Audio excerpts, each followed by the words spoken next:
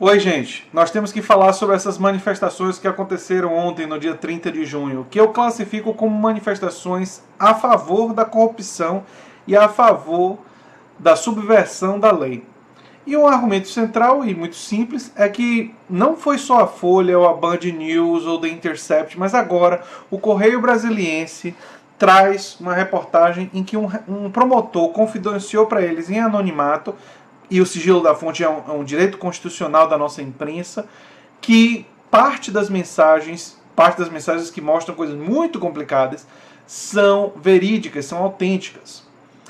Então nós estamos diante de um cenário em que a veracidade dessas mensagens tem sido largamente verificada. Mara Gabrilli verificou a autenticidade da troca que envolveu ela, agora esse promotor das trocas que envolveram ele. O que significa que, sendo as mensagens verdadeiras, e muitas delas já estão sendo comprovadas como verdadeiras, Moro e os procuradores da Lava Jato, vários deles, incorreram em crimes e formação de quadrilha. Então quem vai à rua defender Moro está defendendo uma pessoa corrupta. É interessante que eles sempre acusaram a esquerda de fazer isso quando a esquerda estava defendendo Lula, por exemplo, né? Mas agora eles incorrem naquilo que eles acusaram os outros de fazer, sendo que o julgamento de Lula claramente foi um julgamento enviesado. Isso não resta mais dúvida, especialmente o caso do Triplex e do sítio de Atibaia. Esses dois aí, me desculpe quem ainda... Eu não estou falando de culpa ou de inocência, eu não sou juiz, não tenho competência para isso, né? Mas enfim, vamos comentar um pouco sobre isso no vídeo de hoje. Se você chegou agora, o canal é a Nova Máquina do Tempo, eu sou André Teixeira Jacobina. E se você gosta do que a gente faz aqui, se inscreva no canal, dê um like, compartilhe, considere se tornar um apoiador do canal.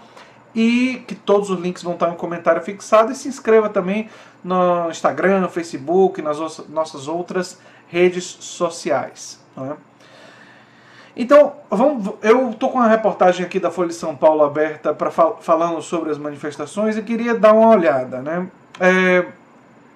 Um dos temas que eles defenderam foi... Eles criticaram pesadamente o MBL, né? Eles têm agora o MBL como alvo, o que chega a ser engraçado diante de tudo que o MBL fez para viabilizar a ascensão do bolsonarismo. Ele está sendo mordido pelo bolsonarismo hoje, no mínimo irônico, né? Com o neofascismo feriu, com o neofascismo será ferido. Mas eles também tinham outras pautas, como por exemplo defender a reforma da Previdência do Guedes. Só que alguém tem que avisar esse pessoal que a reforma da Previdência do Guedes no Congresso Brasileiro já morreu. Então defender a reforma da Previdência do Guedes é defender uma reforma zumbi, querer ressuscitar ela. Mas o problema é que ela não está zumbi, ela está morta. Definitivamente. É um zumbi que tomou um tiro na cabeça, explodiu.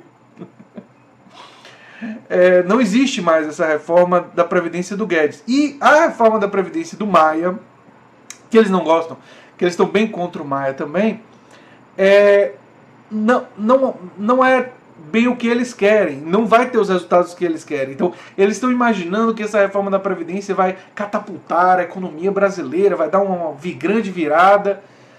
Isso é uma grande bobagem. A reforma sendo aprovada, você tem uma subida da Bolsa durante uma semana ou duas no máximo, você tem um aumento de investimentos durante um período, estrangeiros.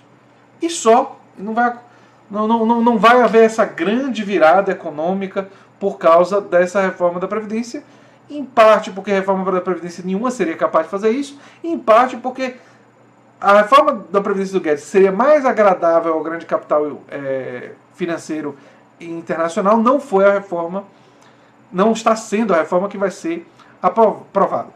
Também é bastante irônico eles estarem defendendo o pacote anticrime do Moro. Não temos que aprovar o pacote anticrime. Quem não quer aprovar o pacote anticrime do Moro agora é o próprio Moro. Porque no pacote anticrime do Moro, os vazamentos do Intercept, se o pacote anticrime do Moro fosse aprovado, os vazamentos do Intercept seriam admissíveis como provas em julgamentos contra o Moro. Então é óbvio que o Moro já vai revisar esse pacote anticrime e ele vai ser modificado. Quer dizer, ele estaria na rua defendendo, tem que aprovar o pacote anticrime. Aí tinha que ter alguém perto dele dizer, para poder prender o Moro com ele. Com esse pacote. Quer dizer, é uma coisa assim, é muito irônica, gente. É de uma ironia realmente sublime, né? Sublime o que está acontecendo, né? Eles também resolveram atacar Lula, não era de se esperar, mas as manifestações de uma forma geral não foram tão significativas quanto eu acho que o pessoal pró-Moro gostaria que fossem, né? Elas já mostram um caminho, o início da perda de popularidade do Moro, que ainda é muito alta. Nós temos que considerar que, se a gente acredita nas pesquisas de opinião, a popularidade do Moro ainda está na casa dos 54%, enquanto a do Bolsonaro está em 32%. Então é óbvio que a popularidade do Moro ainda é muito alta. Sobre isso eu digo para vocês o seguinte: o Moro, enquanto figura mitológica, né, um mito, esse sim também foi construído como um mito, não apenas o Bolsonaro, foi uma construção que levou 5 anos. É uma construção densa desse mito. Então, um mito que é construído e que é reforçado pela Rede Globo de televisão e por vários veículos da imprensa e ganha prêmios internacionais, você não consegue desconstruir um mito desse de uma hora para outra. Não vai ser um vazamento, 2 vazamentos, 3 vazamentos durante um mês que vão ser capazes de desconstruir esse mito. Ele ter perdido 10% da popularidade já é bastante significativo, mas a desconstrução real desse mito, ela vai acontecer progressivamente, é uma desconstrução lenta.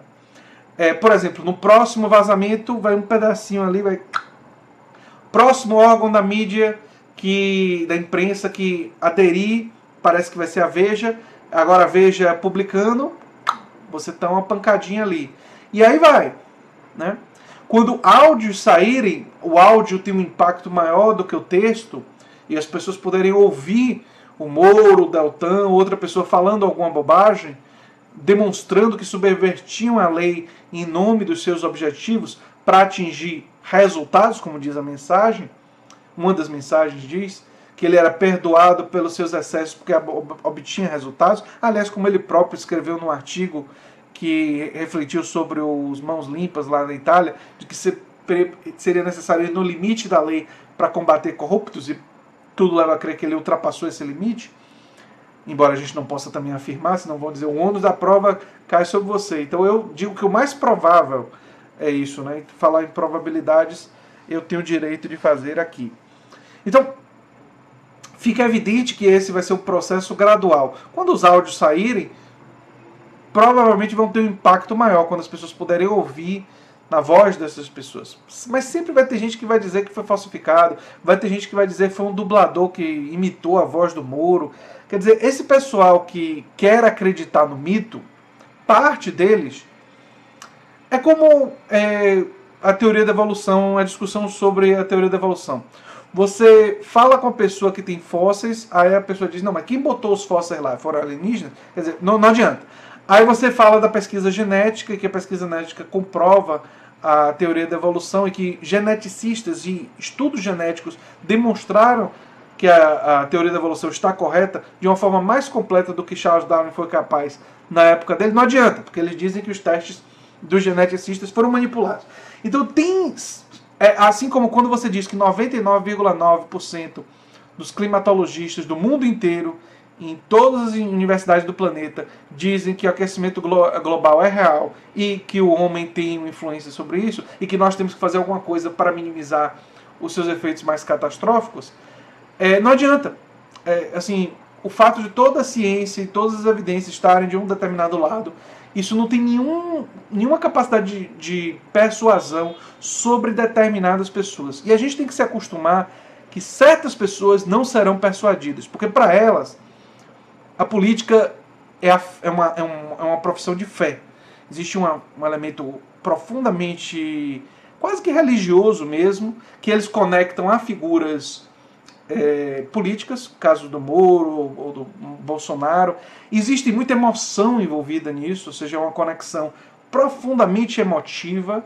Para eles é uma questão de quase que eles veem essas figuras como uma figura paterna. O Bolsonaro é muito visto como um tiozão, um paizão, um pai adotivo por essas pessoas. Por isso que eu disse num vídeo que foi meio polêmico lá atrás, que o neofascismo ele tem um apelo ao amor, que não é apenas ao ódio. E muitas pessoas não me entenderam, ficaram meio confusas e tal. E eu não estava dizendo que era um amor bom. Eu estava dizendo que o amor, quando ele é desmedido, e quando ele é incondicional, e quando ele não tem elementos de realidade, ele é um sentimento perigoso, como qualquer outro sentimento, né? E eles têm esse amor ao Moro, né, parte da população, e essa parte da população que tem esse sentimento absolutamente desmedido de amor, é um amor, enfim, criticável, é um amor que não é a melhor forma do amor. Eu poderia dizer dessa forma. Assim como eu acho que às vezes quando se amam outras figuras políticas de forma crítica, eu também tenho resistência, né? Mas é um sentimento que impulsiona essas pessoas e por isso elas não é possível persuadir elas de outras ideias. Mas essas pessoas que não são possíveis ser persuadidas, elas representam uma minoria. Eu chuto que 20, 25% da população. A maior parte é aquele pessoal que pode ser persuadido, mas ainda está no estágio inicial. E que vai levar um tempo, que vai ter que sentir no bolso. Por exemplo, quando a crise econômica, que nós estamos em crise no Brasil, ela começar a afetar cada vez mais essas pessoas, vai ter um determinado momento que parte dessas pessoas vão colocar a responsabilidade no Bolsonaro. Por enquanto eles estão colocando no Congresso, no MAI, no MBL, e por aí vai. Na esquerda, no comunismo, os alvos são diversos. Mas parte dessas pessoas, em um determinado momento, vai colocar essa conta também no Bolsonaro. Então, isso daí a gente vai ter que aguardar, né?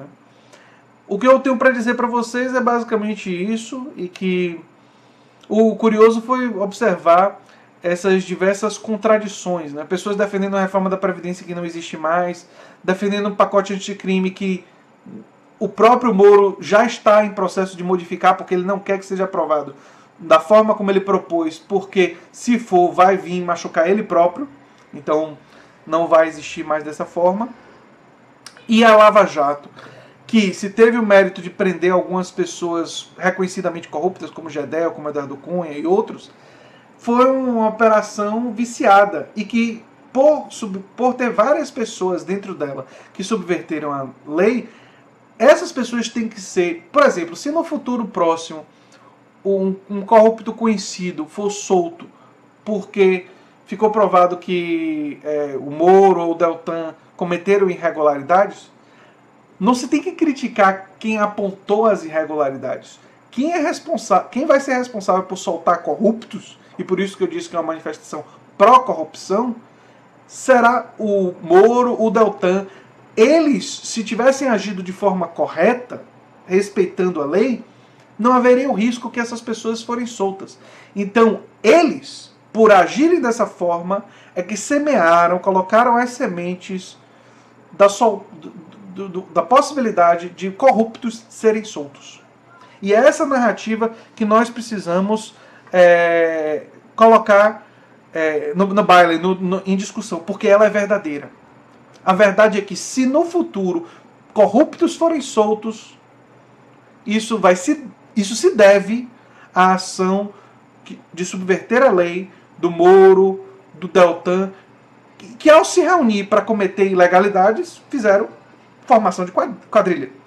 Comprovando a autenticidade das mensagens, é isso daí. Não tem muito para onde correr. Enfim, gente. Se vocês gostam do que eu faço aqui no canal, se inscrevam no canal, dêem um like, compartilhem, que é muito importante para mim, e considerem se tornar apoiadores do canal. Um abraço, até o próximo vídeo. Tchau, tchau.